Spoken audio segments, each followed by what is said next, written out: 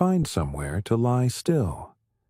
Let your body meet the surface beneath you and consider, for a moment, how heavy it feels simply by being held. Imagine a warm room you have never been inside before.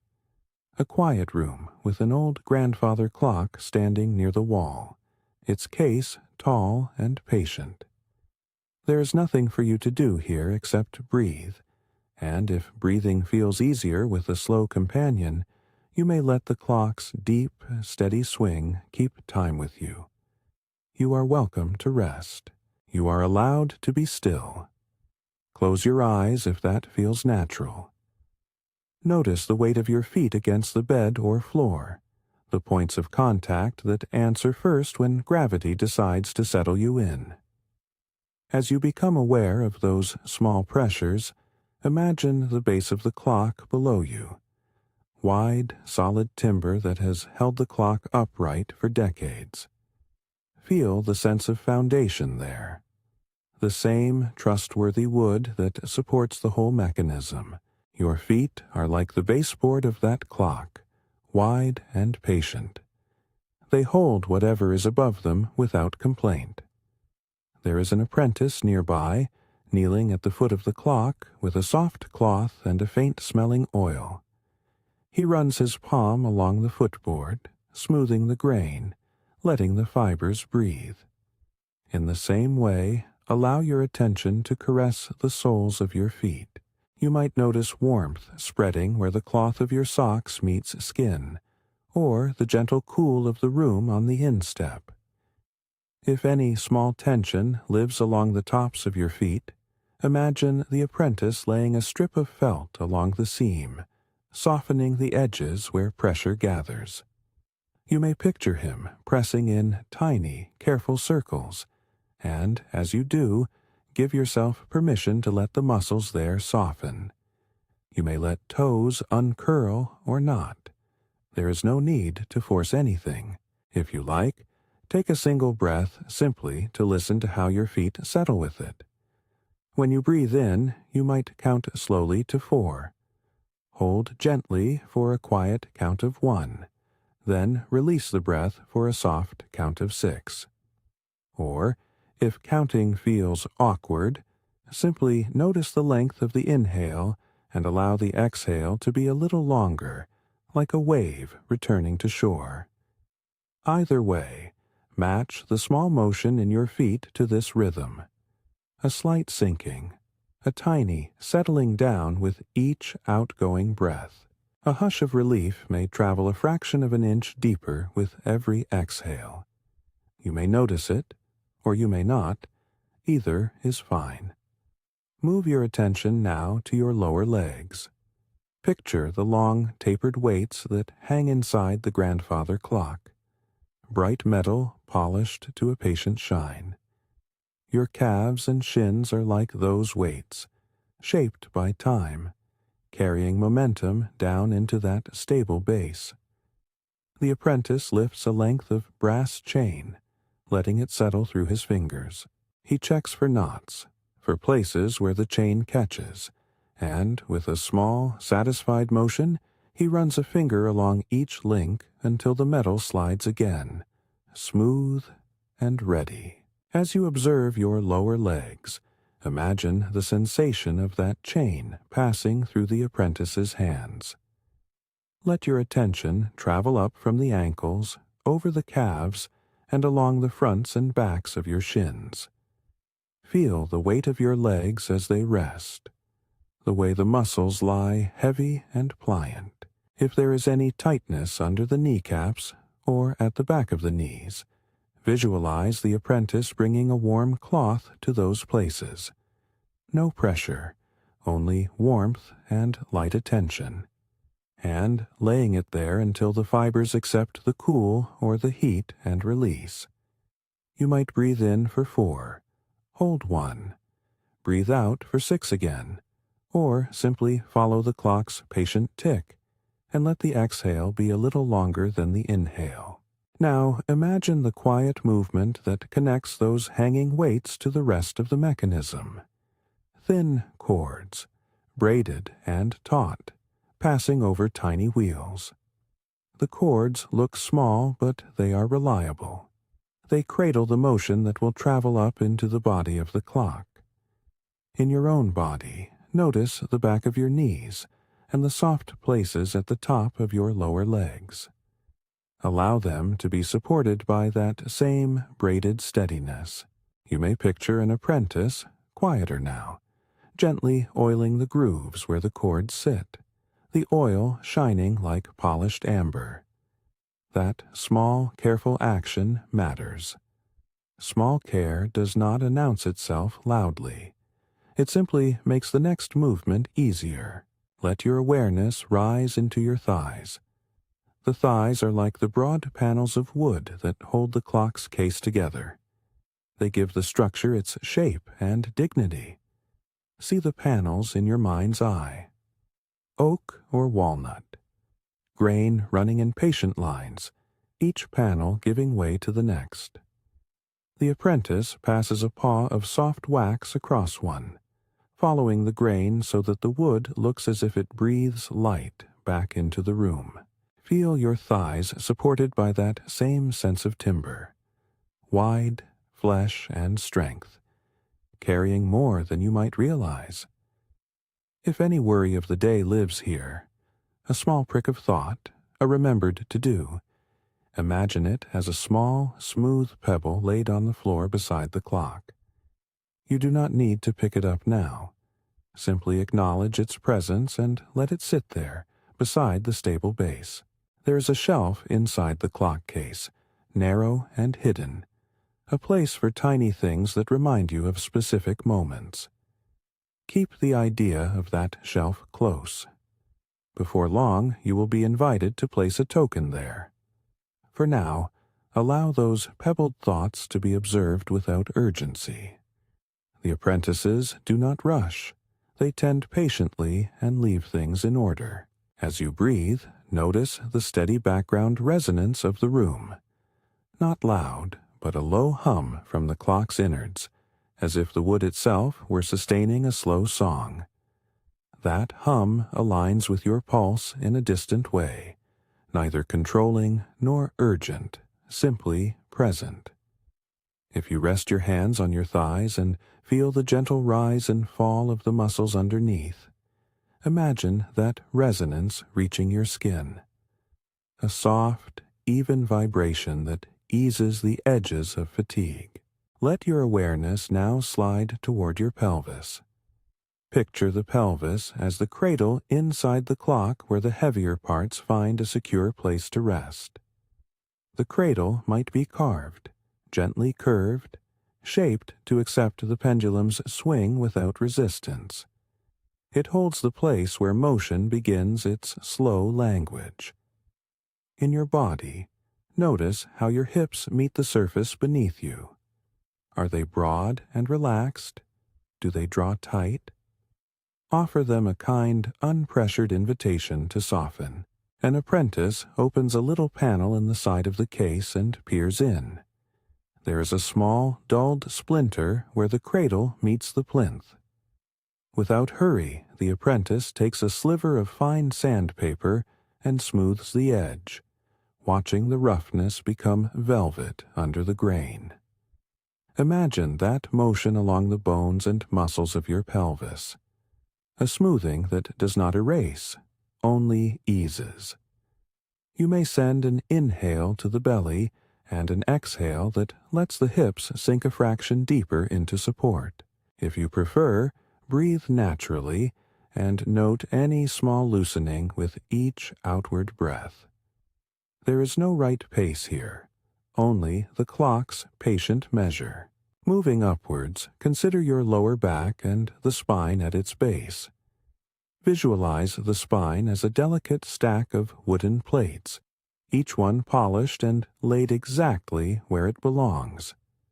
The keeper, the clockmaker, stands close by, a lamp in his hand that sheds a warm, lamplight yellow across the stack. He takes a soft brush and, with long, reverent strokes, clears the dust from between each plate. He is careful, never rushing, aware that one misstep could disturb the harmony he is preserving. In your mind's eye, picture his slow, thorough attention translating into sensation along your own spine. A permission for the vertebrae to settle their edges, one after another. If any tension gathers along the small of your back, imagine it as a thin scrap of felt tucked between the plates. The apprentice lifts it and smooths it, then lays it back so the plates lie without friction. As your attention follows the brush, feel the length of your spine lengthen a small, comfortable degree. You might feel a gentle unstacking sensation, like one careful plate easing onto the next and finding its place. With each exhale, whether timed to the 4-1-6 pattern or simply a longer, easy release, allow that unstacking to continue. There is no hurry. The keeper returns to his lamp and watches the pendulum as if to measure his own patience. This is where the shelf reveals itself fully, tucked behind the inner door of the clock case. From this vantage, it looks like an alcove beneath the face, a narrow ledge with room enough for a handful of tokens. Imagine those tokens: small wooden discs, a soft brass button, a pebble polished by years of handling. Each token holds a worry, an unfinished thought, a memory that keeps returning. You are invited now, when and if you wish, to pick up a token in your mind and set it on that shelf. You might imagine sliding a worry onto the token, or tying the thought to it with a length of thread. You do not have to bear it any longer than you choose to. Placing it there is not forgetfulness. It is an act of tending, an admission that you do not have to hold everything all at once. Perhaps you see the keeper, fingers steady and warm, placing a tiny lid over the shelf once a token is set down, as if to protect it while other adjustments are made. The lid is not closing off your concerns from care. Rather, it is making space for the next attention to be given. In your body, notice any shift that comes from simply acknowledging that ledge. Even if the thought returns later, it is now placed somewhere safe within the mechanism, under the watchful eye of those who tend. You may let your hands rest over your belly, or fold them at your sides and accept that small, practical permission to set things down. As your awareness travels toward the lower ribs and the full length of the spine, sense the chest as the face of the clock, round and warm, slightly convex. The ribs are like the curved beams that frame the dial, each one carved and finished with care. Behind that face, the lamp burns softly, and there is a faint golden glow that filters through the numerals, the light catching brass and wood alike. Your chest expands and contracts in time with that glow, and, as you breathe, you might imagine the light from the lamp seeping into the spaces between your ribs, warming the breath as it passes. If you follow the 4-1-6 pattern, allow the light to come in on the 4, to pool for the 1, and to drift outward slowly on the 6. If you prefer not to count, let the light simply wash in and out with no measure but your own gentle tempo. You may notice that breathing with this imagined light changes the shape of your inhalation. It feels broader, shallower, or more like a basin filling. There is room for all of that. The keeper leans in to adjust the dial slightly, his fingertips touching the edge of the brass. He does not hurry the hands. He nudges them the tiniest amount so that the whole clock retains its even manner. The face shows not only numbers, but faint etchings of landscapes, little scenes of river and grove that remind the keeper of quiet afternoons. In the same way, let your chest be a place of small detail, each breath tracing its own tiny geography across the ribs and sternum. Underneath the clock's face, The pendulum begins its long, patient path. It swings with an authority that is soft rather than sharp, a low hum that you feel more than hear. Each swing is a promise of return, neither oppressive nor demanding, only regular. As you lie here, you may imagine aligning your breath to that pendulum. Inhale as it swings one way, hold as it pauses, exhale as it returns. The rhythm is generous. It does not require perfection. If you choose the 4-to-1-6 pattern, the pendulum will sit comfortably with that cadence, offering a companionable measure for 3 breaths to begin, or for as many as you wish. If you prefer not to count, simply let the sense of in-breath and out-breath stretch and compress with the swing, matching yourself to the clock's slow, unhurried music. Around the rim of the clock's face are felt strips laid there by the apprentices, soft cushions that protect the metal and wood where they meet. Picture one of these strips being drawn across the topmost beams of the ribs, a gentle cushion placed by careful hands. As you sense your shoulders beneath the strips, allow them to soften into the feather-light protection. There may be a habitual bracing at the top of the chest, but the felt asks nothing of you. It simply cradles and lets go. If an old tightness lives here, imagine it melting into that felt, as if the fibers were absorbing the strain and making space beneath them. Listen, now, to the room more fully. There is a hush between the tick and the talk, where the lamp's flame breathes, and the apprentices whisper to themselves while they work. A tiny glint of brass catches the lamplight and sends a fleck of gold across the face of the clock, like a thought that blinks before it becomes an idea. Notice how your chest may respond to that little flash. A micro shift of attention, a softening or a tightening.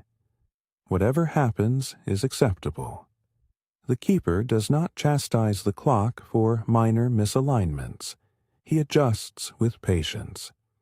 Let that be the example for your own chest. Small adjustments, no criticism, only a steadying hand. As you sit, or lie, in this space where wood and metal meet, you may feel the low timbre of the clock's body more than hear the individual beats. It is like a distant ocean under a quiet shore, a sustained resonance rather than a jarring sound. Let that hum be an anchor if you wish, a background to which your breath can be tethered. With each cycle, you may become more aware of how your torso accepts the breath and how, in return, the breath moves through your shoulders and down the arms, even as it fills the chest. There is no hurry to move further. You may stay here for as long as you like, following the pendulum, listening to the soft polishing of the case, feeling the warmth from the lamp as it eases into the wood.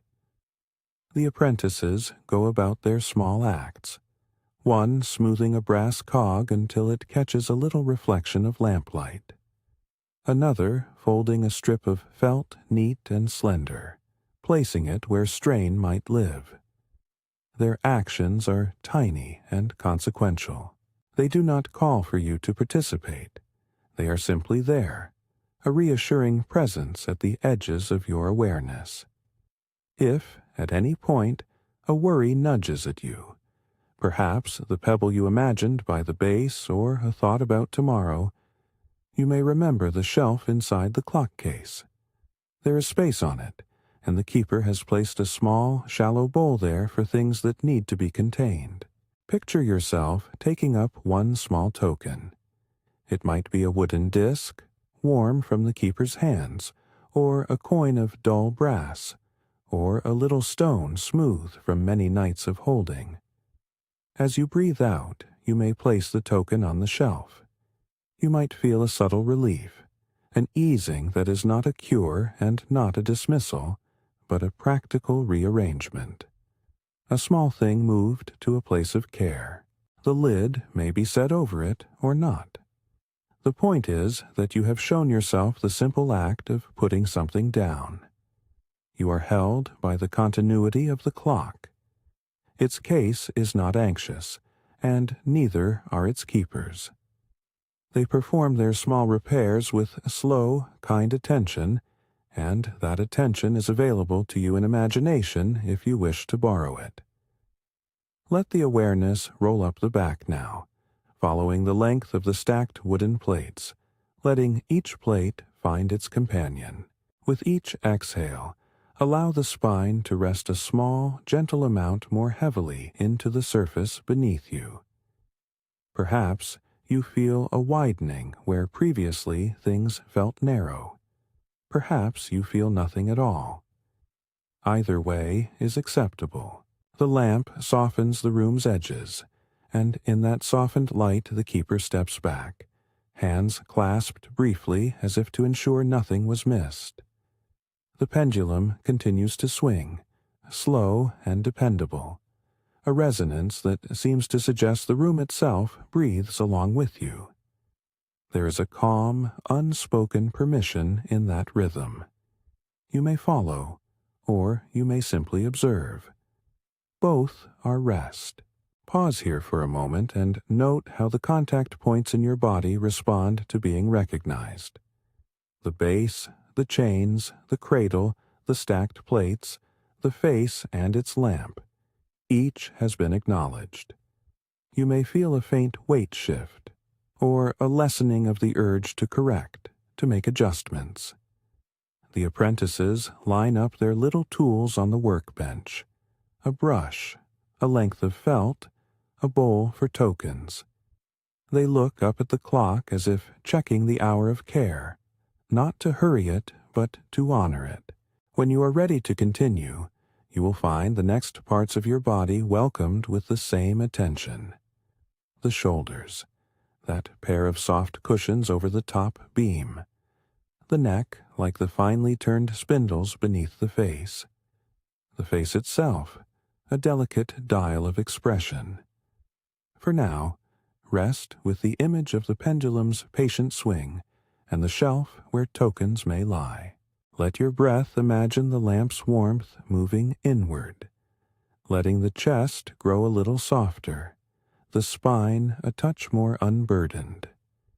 You may continue with the 4-1-6 pattern on your own, or simply breathe as you will, keeping time with that low hum. Beyond the visible workbench, beyond the apprentice's quiet motions, the keeper opens a drawer full of ribbons and thread. He selects a length of fine braided cord, and, with the same slow care he brings to the inner mechanisms, he ties a tiny loop at the end. It will not be used to bind you to any duty. Rather, it will secure a token to the shelf if you so wish, a gentle tether that allows you to look and know where the token rests. Imagine the loop in your hand, small and warm, and consider whether there is a thing you would like to tie to it. There is time. There is no shame if you choose not to. The keeper lays the loop beside the bowl and returns once more to the lamp. As the light tilts, casting longer shadows across the case, the pendulum's swing slips into an almost mesmerizing rhythm. Not quick, not slow, simply a cadence that draws your attention like the tide draws the sand. You may find your belly expand softly as the pendulum goes one way, and then flatten a little as it returns. There is space around each movement to let the body answer, to let the mind follow without judgment. If you notice that your breath is shallow or quick, you may try one measured cycle of the 4-1-6 pattern now. Breathe in slowly to 4, hold for 1, breathe out to 6. Feel how the chest accommodates, how the ribs frame each motion. Or, if counting breaks your calm, let the pendulum be the measure and allow your inhale to be a touch shorter than your exhale, and simply keep going as feels good. Somewhere beyond the clock, there's a soft scraping as the apprentice returns to oiling a small gear. The oil smells faintly of lemon and resin, a domestic, homely scent that steadies the imagination. You might associate that smell with an old kitchen, or with a book you once kept open on your lap. If so, let that memory be a gentle companion. If no memory arises, the scent may simply be an imagined warmth, like sunlight finding a place to rest. Breathe with it, if you wish, and allow the sensation to coat the inner surfaces where you gather worry so they become easier to slide from. You are safe to lie still. The room holds you. The clock matters in its patient way, and the people who tend it do not rush.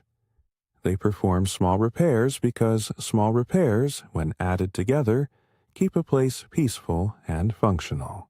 You have joined that place by allowing attention to move slowly through the points of your body, from the base of your feet up to the chest that sits against the clock's face. There is more room in you than you remember having sometimes, and the room with the grandfather clock reflects that.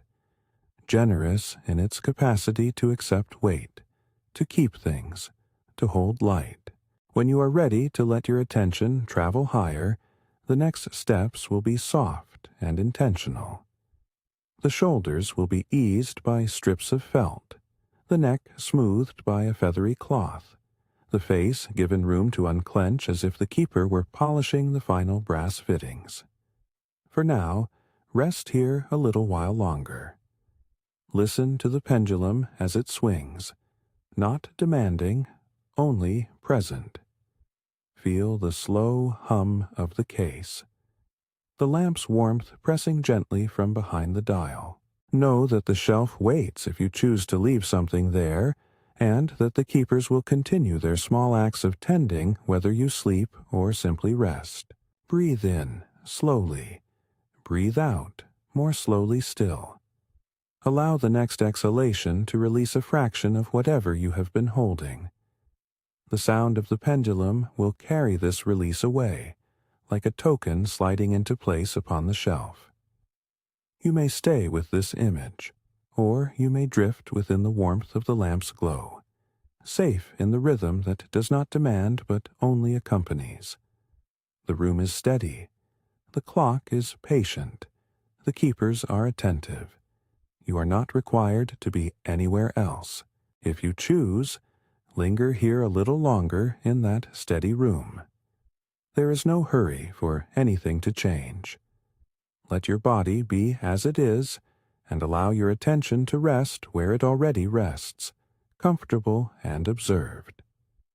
If these kinds of slow stories are something you like, there's a little playlist in the description that gathers others like this one. A gentle offering, nothing more than an invitation. Now, slide your attention up to the place where the shoulders meet the top of the chest. Picture the top beam of the clock, wide and cared for, where the case meets the crown. Apprentices have laid there a length of felt, neat and soft, trimmed to fit the curve. Imagine that felt being drawn across that beam with a careful hand. It makes a faint whisper as it moves, and the sound is like a sigh that asks nothing of you but to accept its presence. Let the felt's imagined softness touch the tops of your shoulders. You may notice a habitual lift, a small bracing against something unseen. If so, you do not have to force the lift down. Simply let the image of the felt invite looseness. Consider the felt's purpose. It protects the wood and the metal where they meet, and it cushions the tiny stresses that gather there over time. Allow yourself the same kind of protection. Picture the fibers settling against the muscles, making room for them to slacken if they wish. You may feel the weight of each shoulder shift a fraction outward and down, as if the beam beneath you is broadening to hold them. There is no expectation. The apprentices do not hurry. One of them, with small deliberate motions, tucks the felt more snugly into a seam. He presses it in place with fingers that know how to be both precise and gentle, and the felt gives a soft, pleasing thud. Imagine that thud as a small permission. You may let go here. If you find your shoulders already relaxed, merely notice the pleasantness of the imagined thud and carry that ease into the rest of your body. Turn your attention now to the neck. See the neck as a set of finely turned spindles beneath the faceplate of the clock. Elegant, slim, doing essential work but rarely seen. The keeper, with a thin, soft cloth, runs the cloth along the spindles to remove the faintest trace of dust. Each stroke is light and respectful. Nothing more is required than that. In the same way, imagine a light stroke moving along the back and sides of your neck, taking away the tiny grit of tension gathered there across the day. If you become aware of any stiff spots, allow the suggestion of that cloth to pass slowly over them. Allow them to be gently recognized rather than criticized. Imagine the keeper's touch as warm from the lamp nearby. Never intrusive, merely present. He does not insist that anything be different. He simply attends. You might feel the jaw beneath your ears relax a little as your neck softens, or you might feel nothing at all. Both are acceptable. You are permitted to be exactly where you are in this moment. Now bring your awareness to the face, the clock's delicate dial. See how the keeper polishes the brass around the numerals with a feather-soft cloth, the metal taking on a dim glow rather than a harsh shine. Consider each part of your face in turn. The forehead, that long plane between the hairline and the brows.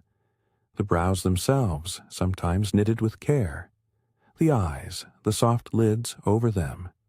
The cheeks that hold little stores of tension from speaking, smiling, worrying. The jaw, a hinge that opens and closes through the day. As you notice each place, imagine the keeper's cloth passing across it with a tenderness reserved for small, important things. The forehead is smoothed, not erased, as the cloth moves from one temple to the other. The brow is eased, as if the keeper were guiding a tiny cam to settle into a less resistant angle. If your eyebrows lift in surprise when you think of this, you may allow them to drop back as the cloth passes. Picture the lids closing more easily, the cheeks softening, and the jaw loosening like a tiny latch swinging free. If it feels right, let your tongue rest behind your upper teeth, a neutral and comfortable place. Notice the lips. Some people keep them held lightly together as if to hold a thought. Allow the lips to part a whisper if they want to, or keep them closed. There is no requirement. The keeper does not demand a perfect polish. He only makes small adjustments so that the face can return to its natural bronze calm. Now, widen your awareness to include the arms and hands and the little things at their ends, the fingers. Think of the hands as finely made tools that tend the clock, nimble and receptive. Apprentices work with tiny brushes and soft files to coax cogs into smoother motion. Imagine one apprentice picking up a slender brush and softly dusting a set of small brass gears. The bristles move with delicate rhythms, less like cleaning, and more like coaxing a memory to settle. Feel that same delicate motion move through your forearms to your hands, as if someone were brushing the backs of them with a warm, dry brush that leaves an impression of calm. If your hands are clasped or resting at your sides, notice the weight they press against the surface. Let each finger lengthen, like a little brass rod eased back into its housing. You might imagine the nails catching a bit of lamplight, or the skin there warmed by the proximity of the case. There could be a small tension across the knuckles that eases simply by imagining the apprentices oiling the joints with a tiny drop of lubricant. nothing medicinal, only an image of smoothness. With each breath, the fingers may relax a trifle more, and you may feel the surface beneath them accept their weight. Bring your focus now to the hands opposite, the toes, the smallest dials on the whole piece. Picture the tiny brass screws that secure a decorative inlay, or the little caps at the base of the clock's feet. An apprentice checks each screw in turn, tightening where needed with the most delicate of tools, then smoothing the wood around it. As your attention moves to your toes, imagine that same careful checking. Each toe given a moment of attention, each joint noticed, each tiny tension met with a soft, corrective touch. If any toes hold a habit of gripping tight, invite them to uncurl in their own time. Allow the floor or the bedding to accept them. Notice the difference between an act of fixing and an act of tending. Fixing suggests something broken to be corrected. Tending suggests continuity, a patience that accepts imperfections and works alongside them. Here, in this room, the keepers tend.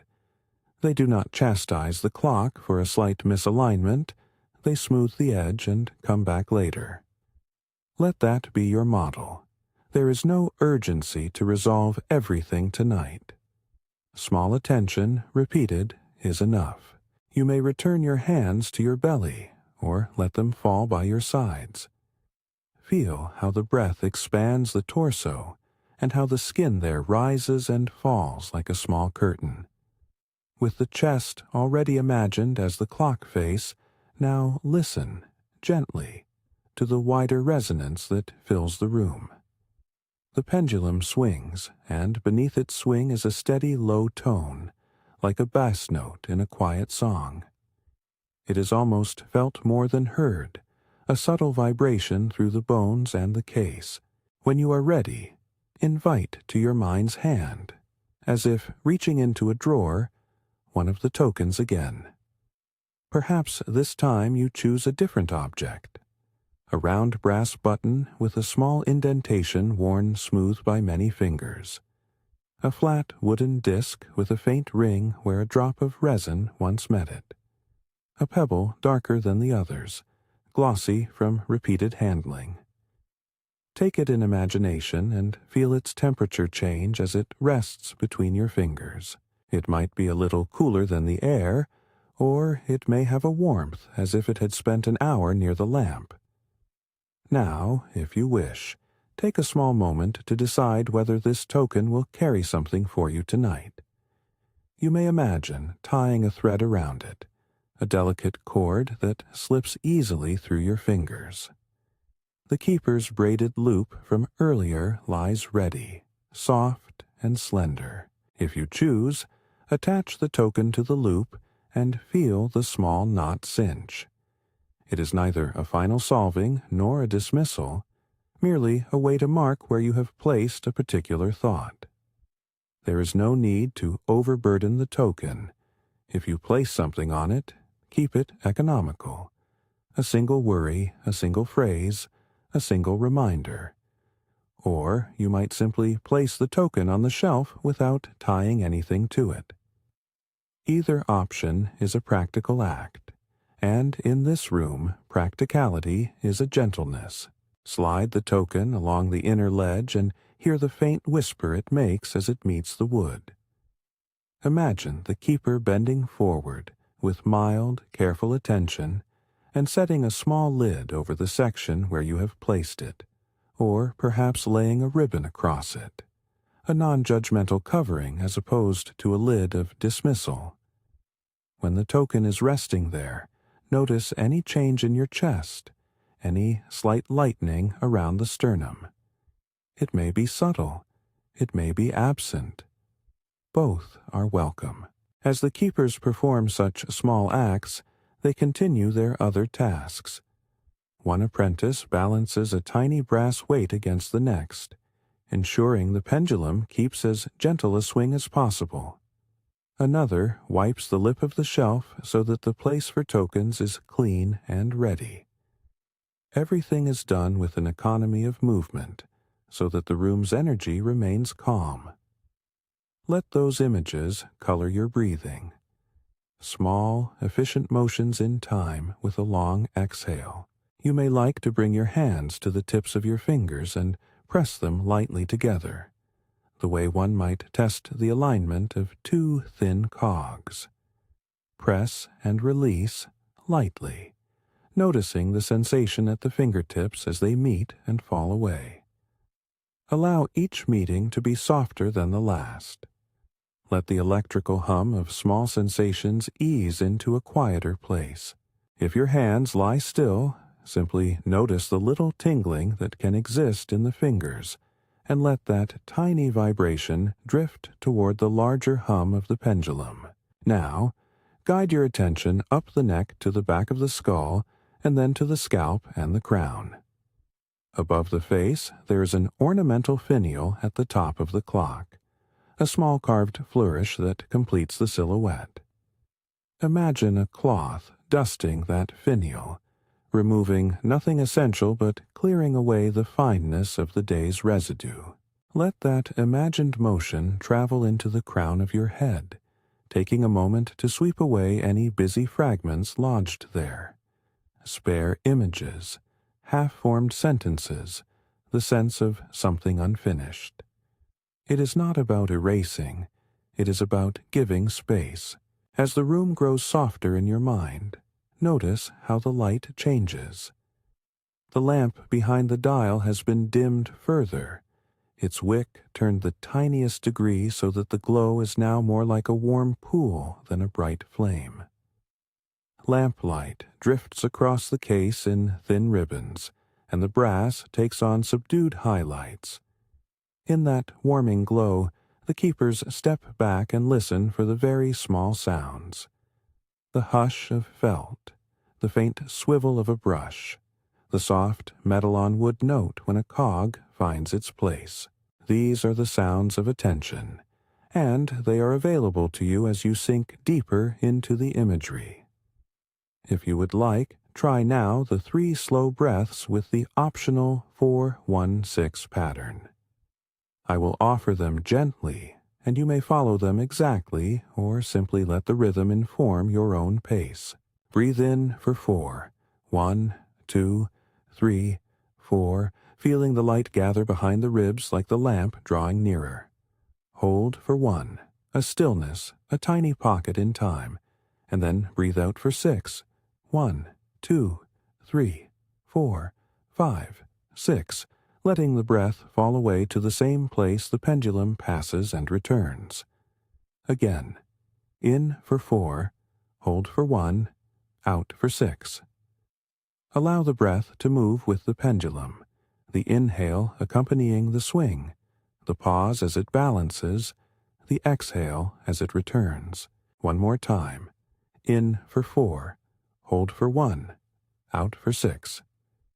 If counting is not helpful, simply let the inhale be a clear, gentle gathering and the exhale a longer release, and imagine the pendulum accompanying you in its unhurried arc. With each cycle, notice how the body sinks a fraction further into the surface beneath you. Feel the shoulders soften like felt settling into place, the neck like a spindle eased back into its socket, the face as if the brass has taken on a matte calm. After these breaths, let your breathing find its natural pace. You may find it becomes slightly longer on the out-breath without thinking about it. Let that happen. The pendulum remains, as always, a companion rather than a master. Its rhythm keeps a measure that you may borrow as long as you need. Around you, the apprentices continue their measured work. One rewraps the braided cord he used for a token, laying it back in the drawer where it will be ready another night. Another checks the oil levels and smiles to himself at a job neatly done. The keeper lifts his lamp and peers at the face, ensuring the hands have their familiar alignment. He listens with the kind of attention that does not interrupt, for the tick that is less an alarm and more a promise. A return. Sense how your entire body answers to this constellation of small motions. There is a broadening in the belly, perhaps a softening in the hips, a slackening at the small of the back where plates have found their place. The elements you imagined: base, chains, cradle, stacked plates, face, have been tended. You may notice that thoughts that once seemed urgent now hum quietly at the edges, less insistent, and more like ornaments on a shelf. Allow now the image of the lamp to fade to a dimmer glow, not out altogether, but like someone turning down a volume knob. The room becomes deeper in its shadows and richer in its textures. The pendulum's arc extends slightly longer and slower. Its low resonance becomes like a lullaby sung in a very low voice. It does not demand attention, but if you listen, you can feel it trace patterns in the air. You might imagine the case itself breathing in parallel with you, the wooden slats expanding minutely as they warm, contracting as the air cools. In that tiny interplay, there is a sense of mutual accommodation.